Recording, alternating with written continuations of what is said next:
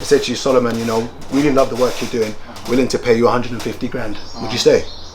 Not necessarily, no, because You like this? Not serious. You like this? Are you? No, but the reason you why like this? Look at this politician. Look at this politician. The crinkum crankum of the bluest guy.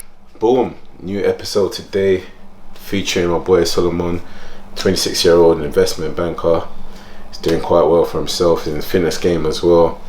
Working hard, trying to progress. Also, we got Gabriel with the one-liners, Big Jaheem with these little comments in the background. Yeah, stay locked in, and also please like, share and subscribe, because a lot of people watch the videos, but the more you like, share and subscribe, it boosts up engagement and gets it out to further people. So yeah, stay tuned, stay locked in. Boom. So how's work anyway? It's good. It's Yeah? good. I've been working from home, so Yeah. it's been good to be able to balance stuff, because in the office can be intense. You know, I work's kind of central, and in M&A the hours are long. What do you feel like? You see, like during this lockdown here, have you got you doing more at home? Because most people I know that's be working at home, it feels like the workplaces are trying to take advantage, because they know that you're at home, you're in the comfort of your own space. So like meetings are overrunning till like 8, 9. So on average, what would you say, what time you usually finish? To be honest, M&A, I actually finished later than that. So 10, 11, 12. Yeah, it's a full day, because you're working with companies all over. Yeah, bro. I'll be getting the taxi from like 11 to my house. Like, so that's normally in the office. You know what I mean? So, yeah, doing I think it's actually benefiting. 11, 12. Yeah, I think it's benefiting. Forget about it. 10, 11, hey, you see, I'm an old man. 10 o'clock. The commute, it's actually better. 10 o'clock, I'm in bed. I'm getting my righteous nap. Man said 10, 11, 12. The banking industry is a madness, I guess. Yeah, they burn people out. Yeah. As you go to the top, obviously it's a pyramid structure, so as you go to the top, less people are there because people don't survive, but it gets easier and it gets more rewarding. For the first couple of years, they really steal your youth, man. So how many years have you been? What company you with? So I was at my RBC, Royal Bank of Canada. Yeah. So it's a Canadian investment bank. Yeah. I've been there, so I joined in 2019. Yeah. So before then I was like, did Deutsche Bank, did like an internship with Goldman before as well. So did you get your first job straight out of uni? No. I did internships and back-to-back internships, off-cycle internships, because I studied engineering, so it's slightly different. It wasn't, a lot of people like study finance, and a lot of Europeans come to London and they compete for the jobs. It makes it competitive. So what made you switch over to the banking field? You know how Nigerian parents are. Doctor, lawyer, engineer. So my parents they wanted me to be a doctor initially. When you said engineer, I was just like, look at typical Nigerian, eh? Trust me. Typical. I want you to be a doctor, lawyer, engineer. If not, you could do teaching. But all these other useless degrees, not in this house. Not in this. You want to do sports? Sports for what? Arts? What are you going to do? Paid to what? When I was little, saying I wanted to play football and tennis when I moved there from Nigeria. My mom was cool with that. Okay. But she lived out there. My aunt. Yeah. Okay. My aunt, when I moved here, not in this house. Okay. Not in this house. You want to be impossible. That's the thing. Sometimes I feel like they live their dreams through us, because their struggle was to get over here. Do you know what I mean? And get educated. Yeah, get educated. But times have changed. Like you can't, arts and creativity is what's rewarding. Do you know what I mean? Yeah. You know, it's like you can't. The doctor, even the salaries are perceived as good, but it's all a trap. Your lifestyle goes up, and you think you can phone? You could phone your parents here after you finish like college, and they say, "Oh, what do you want to do next?" Yeah, I want to take a couple years out, and I want to become an influencer. Influence who? Why are you influencing? You, my friend. You send you to Nigeria at your big age, They'll be trying to find an excuse to take you on holiday. It's a treat. Luckily, I escaped that. I never got sent.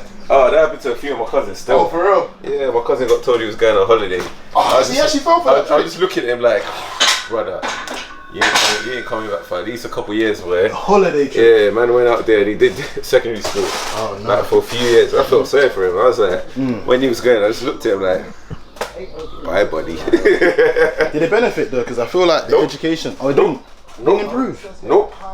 I feel like when you send a child here out there to boarding school by themselves and the whole family's here and they feel like by them like they're alone. Yeah. It could do two things. It could either bring the best in you where you come back and you're calm and you just like, and then just focus on. Yeah. Or you could go there and be like, rah, school's harder than anything ever. Because there's some man I know who be in jail here and how all that pattern of them becoming bad was them getting sent to Nigeria. Okay. So they've gone to Nigeria and school's been so hard, boarding school's been so tough. Yeah. That when they've come here and they've come on badness and they've been sent jail, they said jail is easier than going to Nigerian boarding school. It's that intense. So when they said that to me, I was like, woof, thank God that before when I hit year 7, I got sent here.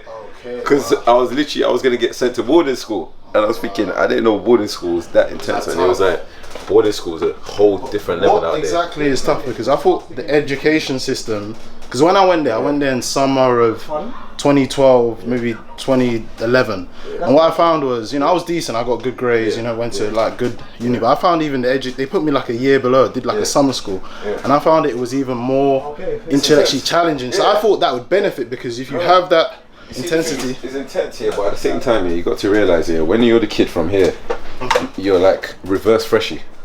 So instantly, when you go out there, people will try and test you. So over here, you're the freshie, you've come. They're trying to test you. Over there, you go back. Now you're reverse freshie. From London, Look how he boy. He thinks he's a bad boy. So now you have to become the baddest so that everyone does a step to you. So that's what's happened to them. They've gone out there and they've stepped up to the challenge, got worse, got through that, and come back to England and thought, you know what? If I could take the heat in Nigeria, England's a ride. You know what I mean? You ain't getting no PlayStation in boarding school or TV. You're getting that in jail here. You're getting your meals regular. If your parents can send you money for provisions out there, you're not getting, you get me, your full meals. And even if they send you, the older years might try and take your food. Wow. So it's a dog eat dog world out there. So it's really and truly boarding school is jail. You know what I mean? Any good stories of anyone that you feel like has benefited? Any of your friends? I don't think I've come across one, Oh, really? Yeah. I think it proper has an effect where some of them feel like resentment for getting sent out. You know what I mean? Like it's a like a case of why me. Okay. Yeah. And So them like a chip on their shoulder. exactly. That's crazy. But I think how I ended up here was basically on the reverse, where I've come on holiday and I phoned my mum and I've asked her, "Raw, could I stay?" And she's like, "Raw, ask your auntie's husband." And he was like, "Yeah, cool, you got good grades at school." But another reason why my mum said to stay was because I used to fight a lot in school. I used to fight all the years, all the time, and I was known for being a fighter in school in Nigeria. So she was like, "Yeah, with your kind of temperament and attitude," because I used to have a really, really bad temper as a kid. She was like, "With your temperament and attitude, because I'll never back down. Like, it's just one of them things, like, if you're on me, even if I know you could beat me, I'll try to psych you out." You know what I mean? Yeah, I'm on it. So I'll try to get into your head, even though in my head I know that my man might cause damage. So like 2-2s now. Yeah, I've asked. She said I could stay over. Then she said also, if you go boarding school, you might get killed by one of the older years because you're too stubborn, and they'll beat the hell out of me. Like even when I went to visit boarding school, one of the older ones knew. So one of my older cousins was his senior before, but he left the school, and I think my older cousin used to kind of boy a lot of them in it. So the same thing my older cousin tried to do, he's trying to make a smart remark about, yeah, when you come you'll be shining my shoe. And I said, impossible. And I said, wait, you think your mom's going to be here? And I was thinking to myself, you don't know me, I'll throw your shoe in the bin. Then we're gonna end up fighting. So I've told my older cousin that. He's like, yeah, I used to make them clean my shoes and iron my clothes in the morning.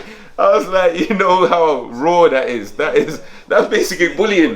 But that's what they used to do in boarding school. And that's what you're trying to escape by going there, right? Bro. So when I've ended up here, I'm like, you know what, thank God. Thank God. Because I would have ended up in fights, because I would have thrown man's clothes in the bin. So what year again you came here? 96. 96, Literally, okay. right after my 11th birthday. Okay, cool. You know what I mean? Cool, It was weird, because I came on holiday, then I was thinking I was going to go back. So I didn't even get to say bye to my little brother. So my little brother never saw me. Like he never saw me till even I didn't see him from then till even when he passed.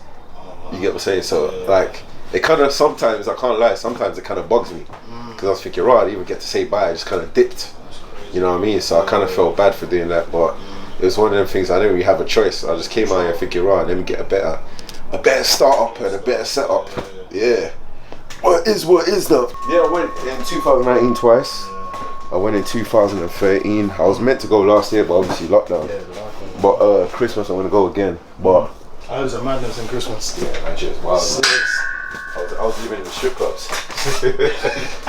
I'll go raving, then I'll end up in the strip club after. You get me? Yeah, Nigeria is a different. Like England is slow compared to Nigeria in the pace of life. Yeah.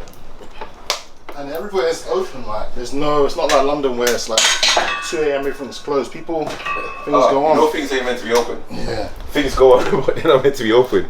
Like when the police are bored, they're gonna come and literally throw everyone in their little van. Didn't you see when Marvin was in Nigeria and they put up the video where he had to pretend he was like the club dancers from Michael Jackson? Do you remember the time? Do you remember that video? I didn't see that. He had to dress like it was some Egyptian dancers to hide the police. So they'll leave the staff alone. Then all the people that attend a venue, like you're meant to be back home by 12. But some days they'll turn a blind eye. But when they're bored, they'll pop up. So everyone got thrown into a van. Being like, you could be middle class here and it's cool. But in Nigeria, I've heard, Impossible. Impossible. With a good degree, like jobs. So you would have people with like qualified first class engineers turn to armed robbers, which is crazy. Yeah, literally. It's crazy, like literally, because it's one of those things. Nigeria. I feel like the older generation, they're trying to suck the whole country dry. And it's like, right, when does it stop? Like you lot trying to suck everything till you die. You know what I mean? And when you die, what, you're gonna still be spending money in your grave? Like the greed between that older generation is it's insane. You know what I mean? Like they're not trying to let it trickle down properly to the younger. So Nigeria's got so much money, and Nigeria could be like on a different level. On a different level, but especially with the oil, like they're abundant in oil. And look how like the Saudis are doing it. Like they don't, especially in Dubai, don't tax. That's where I was looking to potentially my next move. I was like talking to a couple of, just as a lifestyle move to see how it is, and then no tax as well. But yeah, 5%. That's the problem. Yeah, sorry. 5%. Oh, 5%. Yeah, that's literally no tax though. Yeah, the problem is almost like we robbing it. The issue is when you now talk to other people like westernized people, even at work, you're from Nigeria, the first thing they think is, you know, it's corrupt, and that's not really a good thing. That's not a good message you want to be putting across the world. 95, maybe even higher % of Nigerians are just hard-working people. They just grind. It's the small elite that literally give us like a bad name. Like most Nigerians get up at 5 a.m. in the morning to try and beat traffic to go work. They'll work the whole day. After working the whole day, you know what I mean, straight back home, trying to look after their family, trying to do things with people they know. Like they're constantly on the go. That's why I said here, the pace of here is not as fast as Nigeria. If I had to work here at the same pace all the time, I feel like I'll lose my head. In Ash? No, here.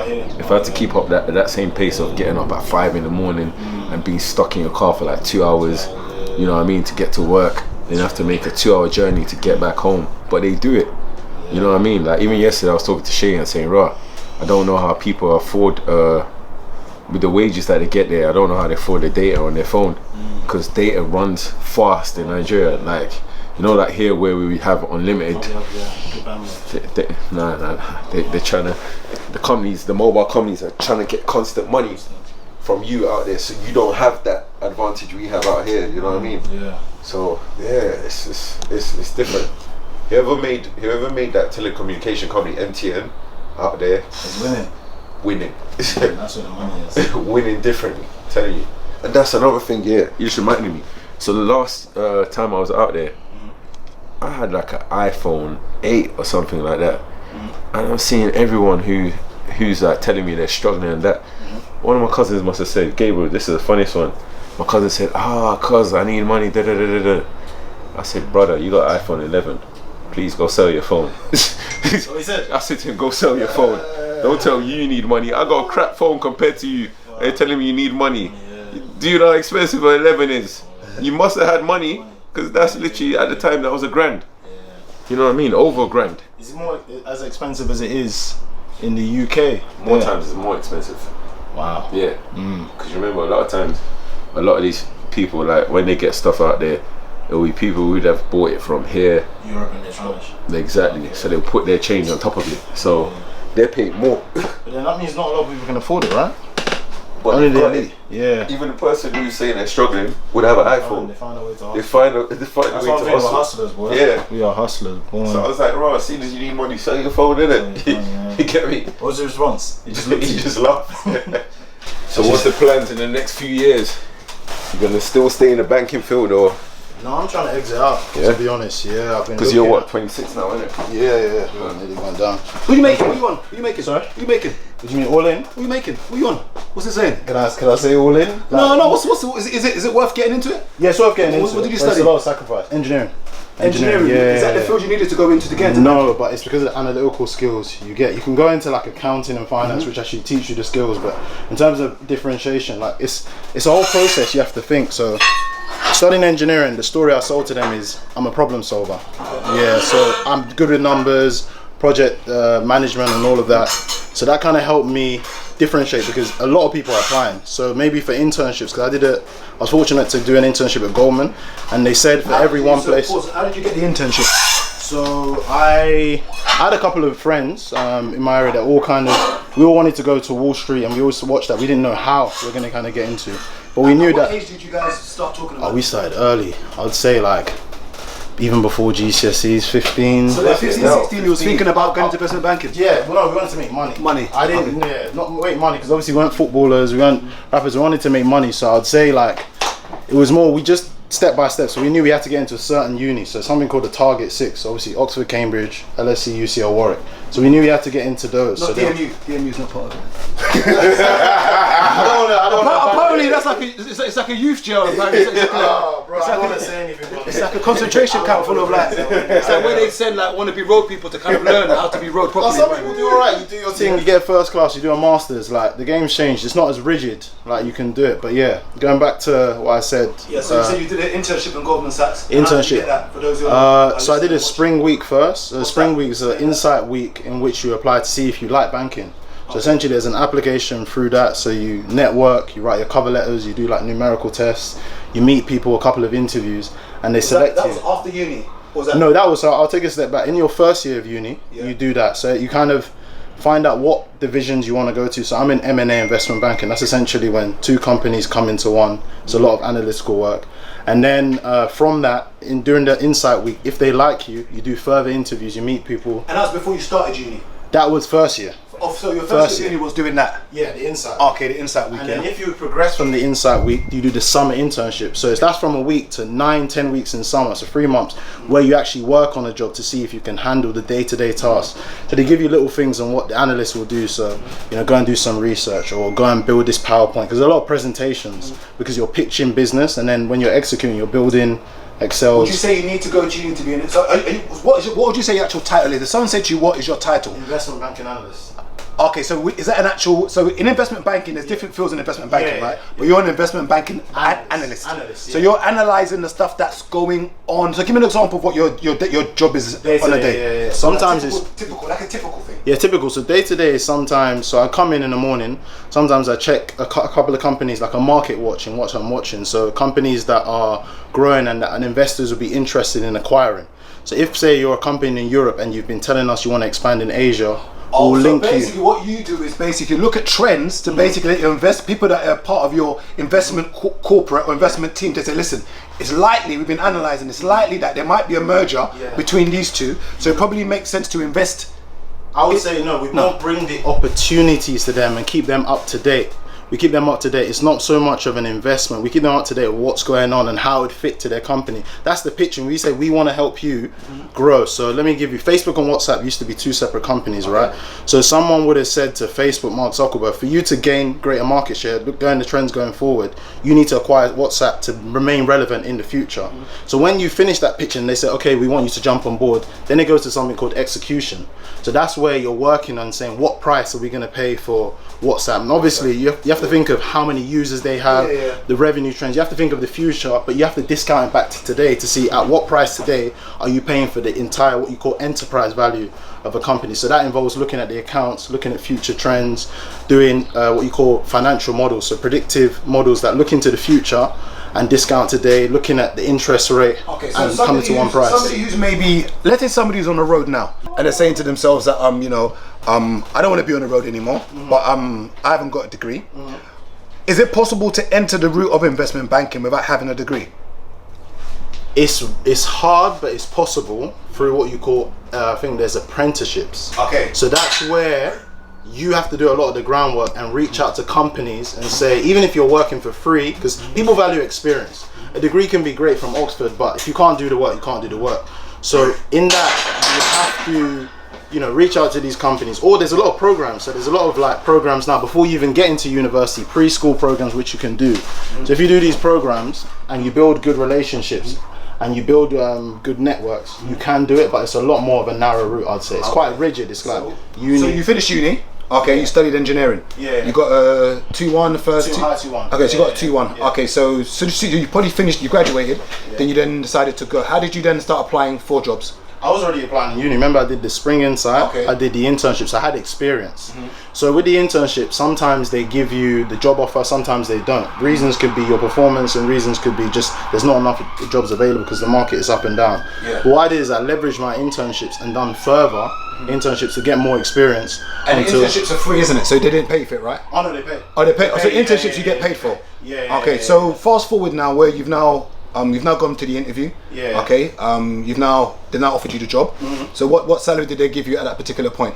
It was like 50,000 coming out of uni. So you came straight out of uni and was on 50k a year. 50k. And that, would you say that is that typical? Would you say that they gave you more than normal? Would you say that that's kind of like the base? No, that's in M&A in the front office division. Remember, banking involves loads of different. If you split it in simple, there's front office, middle office, back office. So front office is what you demand because it's the most hours, the most intense, and most skilled. So they give around 50k, and obviously. So you're saying that was not you bargaining with them. Literally, 50k as straight. And you was how old? I was 24. I think. So 24, then you went straight on 50. 50k. Okay. And now you said earlier ago that you're looking to leave. You're not looking to stay there very long. Okay. And why is that?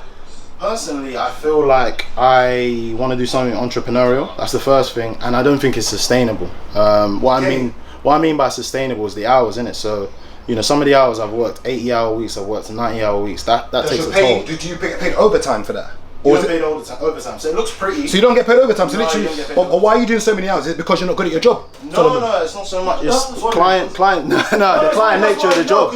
So if you want a deal, think of it. If you want a deal and you're working Facebook, WhatsApp, you think they care if you finish 9 to 5? Like they're paying you a fee to get something over the line. They're paying the company a fee. And the company's obviously paying the Yeah. So your mandate. So that's why they prize you with a high salary. Obviously, there's bonuses based on how you perform. So the bonuses could be up to 100% of your salary, but because you're mandated on a deal with big million or sometimes billion-dollar companies, it trickles down to you. So it's almost like you're signing yourself away. You know what you're getting into, and that's why they prize you. I always make a point of saying that there's I always say that at sometimes we give away our freedom. And for money. And I always say that, how do you enjoy your money when you have no time? Like there's two variables I always say in life is time and money. And the hardest thing is to balance the two. Because if you're working 10, 11 hour days, imagine you get to work at 10, you leave at 10. Say you do that 5 days a week. Your balance of time and social life is gone. And I think those are the sacrifices that people don't realize you have to make when you're earning. And you've just finally said that you're looking to come out of it because of the hours. But would I be right in saying that, let's say they tripled your salary and said to you, I don't know what you're on now, but let's just say you're on 65k now. They said to you, Solomon, really love the work you're doing, willing to pay you 150 grand. Would you stay? Not necessarily, no, because I. You like this? Not serious. You like this? Are you? No, no, no. But the reason why you like this? Look at this politician. Look at this politician. The crinkum crankum of the bluish guy. The crinkum crankum of the esophagus of the Sifige. I've realised, having known what I know I can do it on the scale of mine. So even if I got a percent of what they're paying the large investment, because I know what to do, I can make a lot more.